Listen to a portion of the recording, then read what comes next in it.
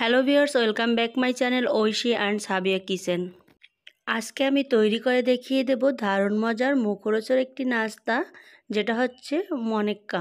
আর এই মনেক্কাটা এখন প্রায় বিলুপ্তর পথে। আগে এটা কিন্তু দোকানে কিনতে পাওয়া যেত এবং যে কোনো হকারের কাছেও এটা পাওয়া যেত। খেতে দারুণ মজার, একটু তেলতেলে টাইপের এবং মিষ্টি ছাড়া।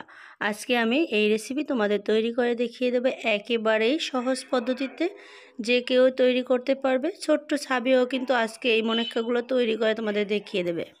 তো চলো রেসিপি দেখে নেওয়া যাক।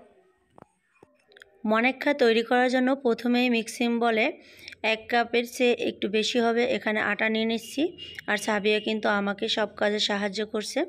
তো এখানে কালো জিরে দিয়ে দিচ্ছে 1 টেবিল চামচ, সামান্য একটু লবণ আর 1 চামচ বেকিং পাউডার, 2 চামচের মতো চিনি। এখানে হালকা একটু মিষ্টি হওয়ার জন্য চিনিটা অ্যাড করছি। আর এই চিনিটা দেওয়ার কারণে মনেক্কাগুলো অনেকটাই ক্রিস্পি হবে। আর দিয়ে দিছে 2 চামচের মতো তেল। এখানে রান্নার তেলটা দিছি। আর সবগুলো দিয়ে এভাবে ভালোভাবে ময়ান দিতে হবে। তবে কেউ চাইলে বেকিং পাউডারটা স্কিপও করতে পারবে, সেক্ষেত্রেও কিন্তু খুব ভালোভাবে ময়ান দিলে মুসমুসে হবে। আর ময়ানের কাজটা এভাবে আস্তে আস্তে ডলে ডলে ভালোভাবে করে নিতে হবে। এতে করে এই মনেক্কাগুলো অনেকটাই ক্রিস্পি হবে আর অনেক দিন সংরক্ষণ করা যাবে। আর এভাবে হাতে একটু মুষ্টি করে নিয়ে দেখিয়ে দিচ্ছি।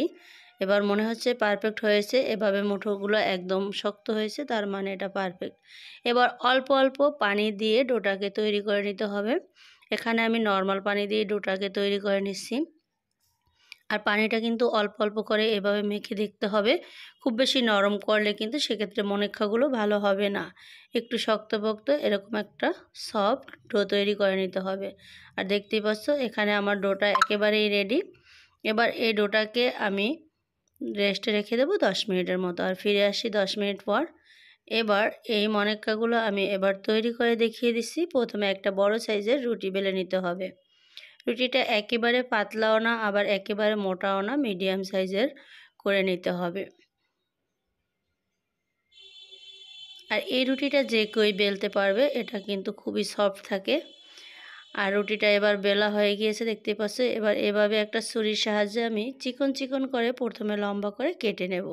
তো কেউ চাইলে পিৎজা কাটার বা নাইফ দিয়েও কেটে নিতে পারবে। তো লম্বালম্বিভাবে যখন এভাবে কাটা হয়ে গিয়েছে, এবার সাইড থেকে এভাবে যতটা সম্ভব ছোট ছোট করে কিউব করে কেটে নিতে হবে। তো একটার সাথে একটা লেগে যাবে, এতে কোনো সমস্যা নেই। এটা ভাজার সময় কিন্তু এমনিতেই খুলে যাবে।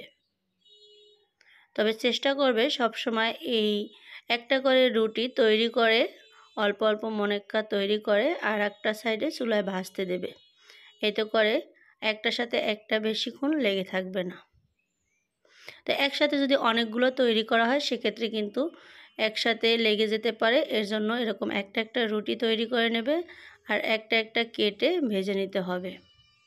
তো এই তো দেখতেই পাচ্ছ মনেক্কাগুলো আমার এবার তৈরি হয়ে গেছে। এবার ভাজার জন্য চুলায় তেল বসিয়ে দিচ্ছি। আর তেলটা একটু গরম হয়ে গেলে মনেক্কাগুলো দিয়ে দেবো। আর চুলার আঁচটা মিডিয়ামে রেখে মনেক্কাগুলো একটু লাল লাল করে উলট পালট করে ভেজে নিতে হবে।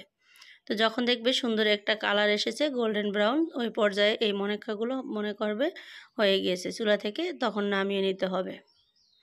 আর এই কালিজিরা দেওয়ার কারণে এই মনেক্কাগুলো খেতে অনেক বেশি ভালো লাগবে। আশা করছি আজকের এই রেসিপি ভালো লাগবে। ভালো লাগলে চ্যানেলের সাথেই থাকবে। আর ভিডিওটি ফেসবুক পেজে দেখে থাকলে পেজটিকে ফলো করে রাখবে। লাইক কমেন্ট শেয়ার করে দেবে। তো মনেক্কাগুলো আমার একেবারেই তৈরি হয়ে গিয়েছে দেখতেই পাচ্ছ। এবার চুলা থেকে এভাবে তেল ঝরিয়ে নামিয়ে নিচ্ছি। এবার দেখতেই পাচ্ছ একটা বাটিতে আমি নিয়ে নিচ্ছি। এটা কতটা ক্রিস্পি হয়েছে তোমাদের একটু দেখিয়ে দিচ্ছি। আর এটা যে কোনো এয়ারটাইট বক্সে কিংবা কাচের বয়ামে সংরক্ষণ করতে পারবে 4-5 মাসের মতন। এটা একেবারেই ভালো থাকবে। হালকা খিদে কিংবা বাচ্চাদের টিফিনে সকাল বিকালের নাস্তায় এটা রাখতে পারবে। খেতে দারুণ মজার, এটা সকলেই পছন্দ করবে। এটা ডায়াবেটিসের রোগী থেকে শুরু করে সবাই খেতে পারবে। আজকের এই সহজ রেসিপি তোমাদের কেমন লেগেছে অবশ্যই কমেন্ট করে জানিয়ে দেবে। আর বাসায় একবার হলেও তৈরি করে দেখবে, এই মনেক্কাগুলো খেতে দারুণ হয়েছে। তো আজ এ পর্যন্ত বিদায় নিচ্ছি। দেখা হবে অন্য কোনো ভিডিওতে। সেই পর্যন্ত সবাই ভালো থাকবে। আল্লাহ হাফেজ।